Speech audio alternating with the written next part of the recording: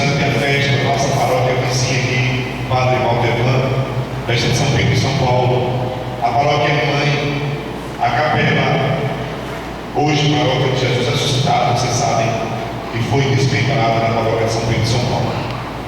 Rezemos também por eles, estão em festa.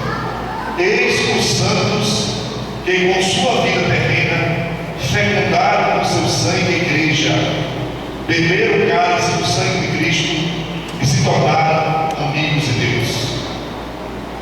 A liturgia então une dois grandes santos da igreja. Por quê? Porque eles morreram no mesmo dia? Não. Dada a importância destes dois homens para a fé, para o testemunho e para a evangelização, e pelo fato de também eles morrerem no tempo de Nero em Roma, a igreja uniu uma só festa, Pedro e Paulo. Claro que nós damos dia 29 uma ênfase maior a São Pedro, porque a gente celebra São Paulo, a sua conversão, a sua vocação, lá em janeiro, dia 25 de janeiro. Geralmente ele dá um pouco de ênfase, mas a São Pedro também pelas festas juninas. Ambos, então, ajudaram na formação da igreja nascente, e ambos, pelo martírio, uniram os filhos de Deus e deram grande testemunho. Pedro, a cabeça da igreja; Paulo, o apóstolo das nações, o apóstolo dos pagãos. São ambos os alicerces vivos da igreja, Pedro e Paulo, plantados sobre e com as suas fadigas. A igreja foi plantada sobre as dores, as perseguições, o martírio e a pregação de Pedro e Paulo. Graças a estes dois homens estamos aqui, porque eles deram a continuidade ao mandato de Jesus: ide por todo o mundo, pregai o evangelho a toda criatura. A primeira leitura fala de Pedro, a segunda leitura fala de Paulo. Ambas as leituras apresentam os dois apóstolos no cárcere. Eles estão nas cadeias por causa de Jesus Cristo. Pedro, primeira leitura, ele está na prisão porque Herodes queria agradar os judeus, diz a primeira leitura. Então, também Jesus, quando fora preso, Herodes mandou prender Jesus para agradar os judeus. Pedro, envolvido com a mesma sorte de Jesus. A sorte do discípulo é a sorte do mestre. O próprio Jesus diz: quem quiser ser meu discípulo, renuncie a si mesmo, toma a sua cruz e siga-me. E também Jesus dissera: o discípulo não é maior do que o mestre. Quem segue Jesus fica parecido com ele e tem a mesma sorte, a saber, a cruz. Jesus, em Mateus 10, 24, vem para nos dizer: a mim perseguiram, a vocês também perseguirão. Vocês serão enviados como cordeiros no meio de lobos. O que Jesus falava, diante das suas últimas instruções aos discípulos, agora está acontecendo com Pedro e com Paulo. Pedro também foi perseguido, Pedro foi preso, mas Deus libertou a Pedro, como diz a primeira leitura, através do seu anjo. Pedro então se tornou o primeiro Papa, aquele que seria o vigário de Cristo aqui na terra.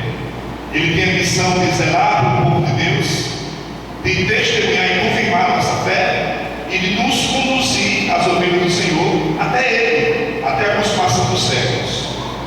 E hoje também o mesmo Papa, Pedro, no meio de nós, se chama Francisco. De maneira ininterrupta, já tivemos 246 papas. Morre um Papa, ou renuncia, então imediatamente já se elege hoje outro. Então rezemos pelo pontificado de Francisco, para que ele também, em meio às alegrias e às dificuldades que ele deverá ter, porque ele está à frente, ele vai falar também em nome da igreja, que ele tenha perseverança, força e a ação do Espírito Santo para exercer bem o ministério petrino. E já rezemos também pela Jornada Mundial da Juventude. Pedro foi martirizado, não desta vez. Desta vez ele foi solto, mas ele foi crucificado de cabeça para baixo, porque ele não se achava digno de morrer igual ao seu Senhor, com os braços abertos. Ele quis sofrer um pouquinho mais. Pedro Rude, pescador, se torna primeiro Papa.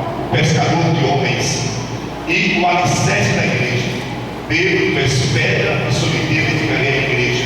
Ele é a pedra inicial, ele é a pedra fundamental sobre a qual Jesus ergue a sua igreja. E então, Pedro se torna uma testemunha, derramou seu sangue por causa do nome de Jesus. No Evangelho, Jesus disse: eu te darei as chaves do reino dos céus. A chave é uma metáfora, significa dizer que a missão do Papa também é abrir as portas da igreja, para que o maior número de fiéis possam aderir ao nome de Jesus, serem batizados e seguir Jesus. Paulo, perseguidor, passa a ser pregador. Ele era um fariseu, Paulo não era pagão, era fariseu. Paulo não era soldado romano, era uma espécie de oficial de justiça, que de repente vai a Damasco para prender os cristãos e cai no cavalo.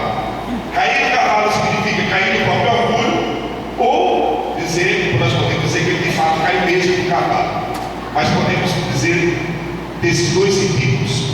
Paulo então hoje também está na cadeia. Ele vai fazer o seu último discurso. Ele está numa prisão definitiva. Então ele sabe que esta prisão vai terminar com a sua morte. Ele está ciente da sua condenação, que é por causa do nome de Jesus. E as palavras últimas são belíssimas que nós encontramos aqui na palavra de Deus.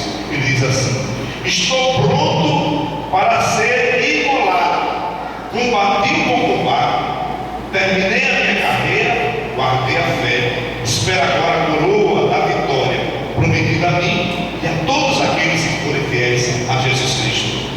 Pedro morreu crucificado de cabeça para baixo. Paulo foi degolado também durante o Império de Nero.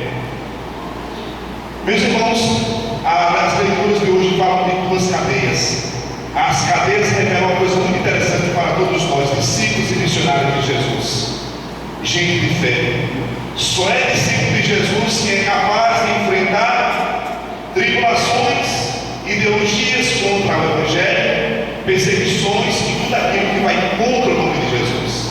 O discípulo é aquele que enfrenta, que não esmorece. E depois dessas perseguições poderemos dizer como São Paulo: o Senhor me deu forças, o Senhor estava comigo. Paulo então se tornou apóstolo dos gentios, degolado, deixou para nós 13 cartas do Novo Testamento, fundou várias comunidades e era um apaixonado por Jesus a tal ponto de dizer: já não sou eu que Cristo, já não sou eu que vivo, mas é Cristo que vive em mim. Pedro então, vigário de Cristo, pastor do rebanho de Cristo. Pedro veio de nós hoje, o Papa Francisco.